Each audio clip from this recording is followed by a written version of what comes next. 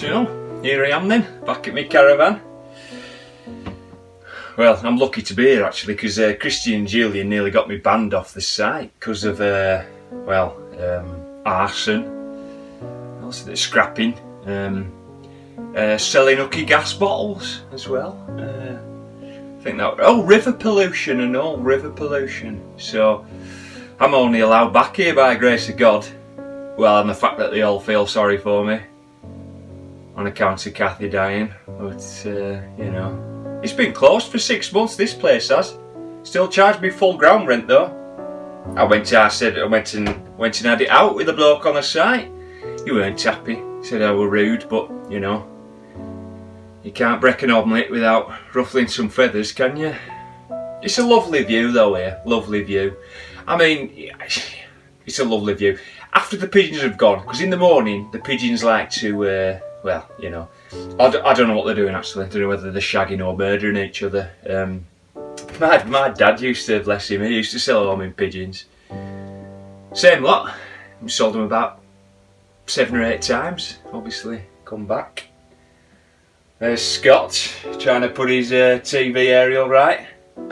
You'll never get a picture here. You can try till you're blue in the gills, you'll never get a picture.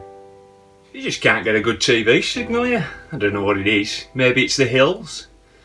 Or maybe it's because we all bought cheap flat screen TVs from Aldi. I don't know. But I can't get a good signal here either. But I've stopped watching TV. The only thing I used to watch was soccer. And, you know, I've got a DVD of that now. Brian Clough. That's the only manager I used to watch. The only reason I used to watch soccer, you know.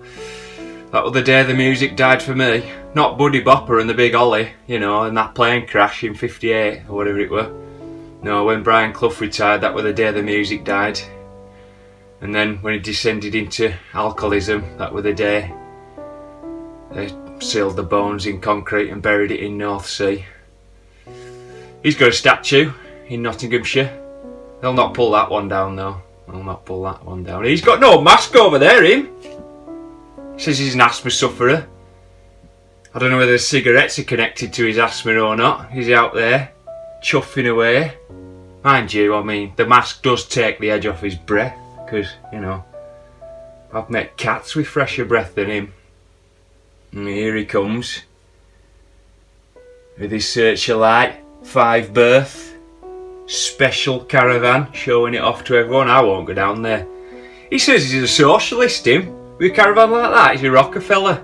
He says he's a socialist. I asked him who Marx and Engels were. He says, oh aye, they play for Chelsea, aye.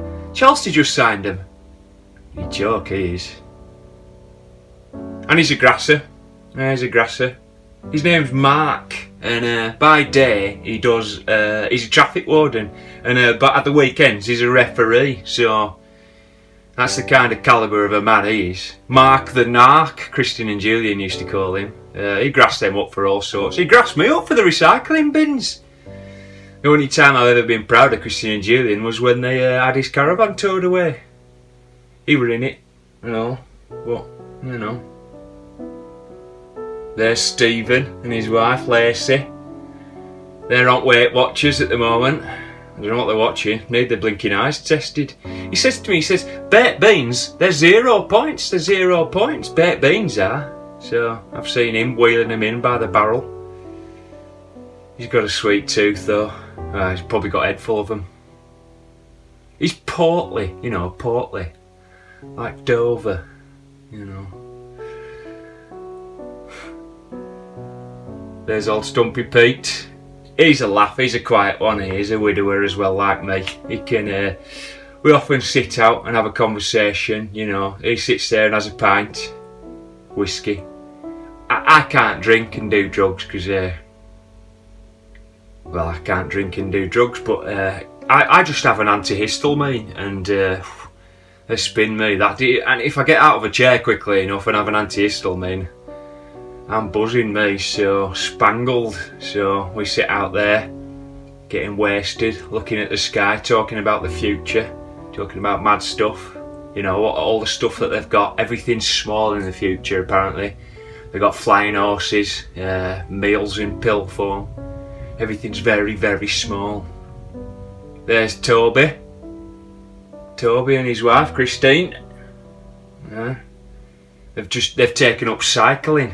It's a bit suspect for me, cycling. Any hobby that requires a new outfit, I'm against in principle. And there he is, look, in all his fluorescent. He looks like a raver, or he looks like that bloke off telly, you know, the only gay in village. He spent a fortune on that bike and on that clobber though. I mean, and I've seen him turning up, you know. The bike's in the boot and the dog basket is on the roof. So that's folk for you though. I'll have to get these windows cleaned. A spot of vinegar on them.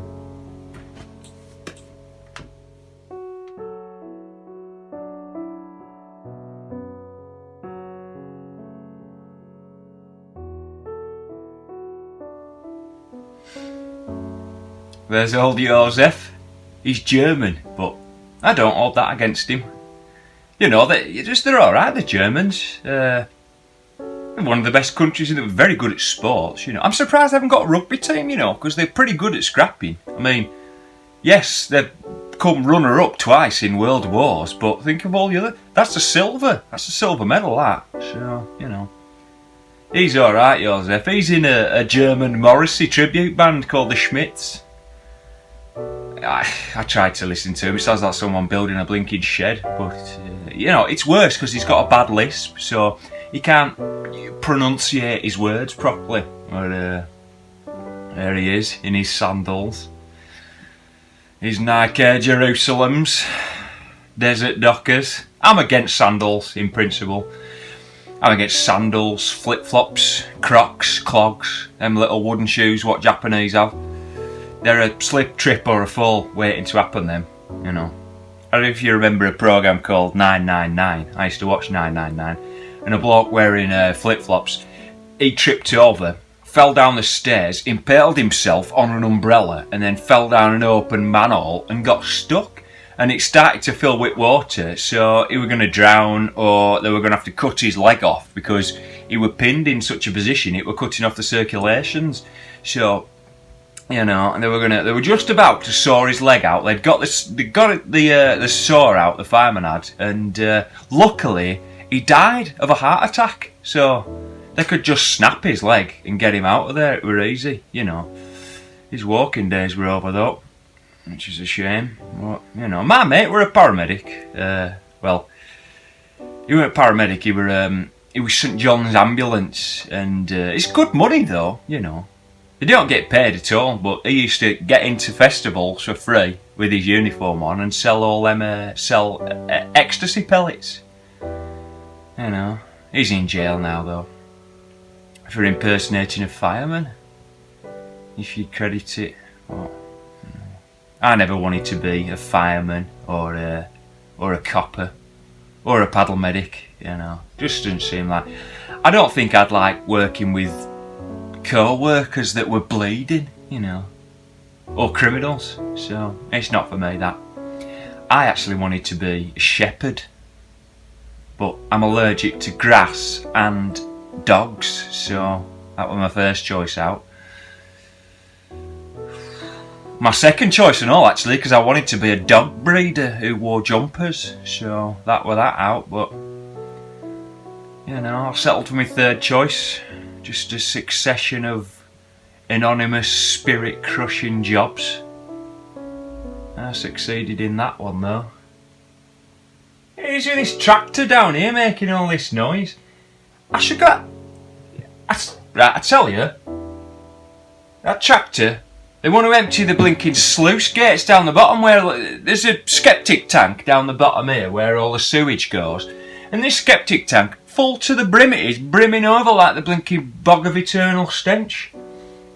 Someone's already lost a model boat in there. I don't know what they were doing sailing a model boat on there. And a dog. I was there when the dog happened, but she were an old lady, and I don't know how old the dog were, in dog years or human. And the dog was struggling, and she says, jump in. I pretended I didn't hear her, and just carried on walking, because, you know, if it were a kid, I might have thought about it, but a dog, nah.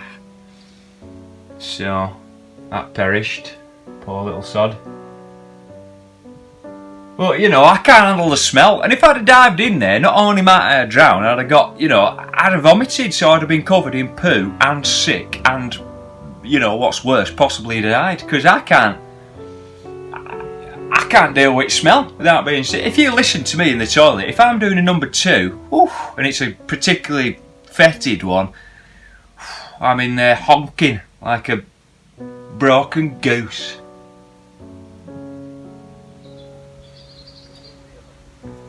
Don't know whether you can hear that noise, but that's competitive Charles. His neighbour's just built a garden, so now he's building one slightly bigger. He's just everything so competitive, you know. His wife left him for another woman. My wife left me, but for the grave, so I'd consider that a win. Although it's by default.